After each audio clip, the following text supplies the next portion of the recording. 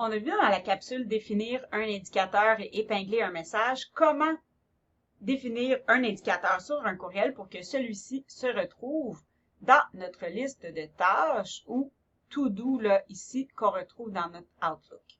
Donc, les courriels que j'ai définis avec un indicateur vont se retrouver ici dans mes tâches, courrier avec indicateur. On voit ici. Donc, lorsque j'ai défini un indicateur à un courrier, je le retrouve ici pour que je puisse ajouter des notes et des dates d'échéance et que ce courriel devient alors relié à une tâche que je dois faire. Donc, lorsque je clique sur les tâches, je peux venir ici changer les informations en lien avec ce courriel. Je peux même ajouter des notes pour me souvenir quelle est l'action que je dois poser suite à ce courriel qui a fait que j'ai transformé ce courriel-là en tâche.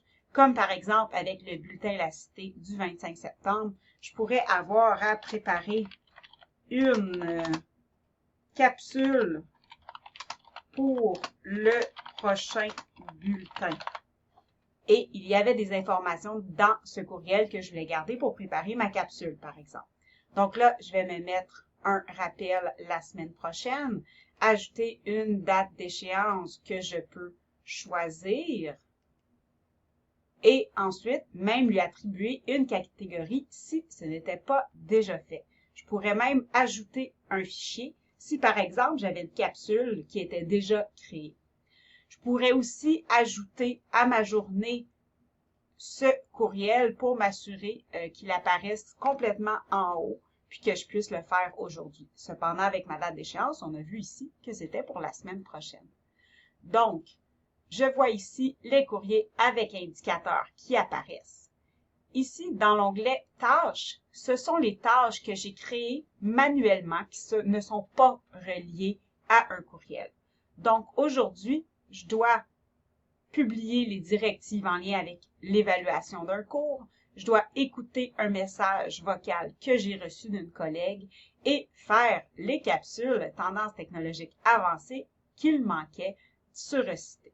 Donc, vous voyez que ce ne sont pas des tâches liées à un courriel que j'ai reçu, mais simplement des tâches que j'ajoute à ma journée pour pouvoir me souvenir de compléter chacune de ces actions. Donc, on voit ici que j'ai justement ajouté ces tâches à ma journée pour pouvoir les voir apparaître en haut ici dans ma journée parce que c'est aujourd'hui que je veux accomplir ces tâches. Je ne me mets donc pas de rappel ni de date d'échéance car je les ai ajoutées à ma journée.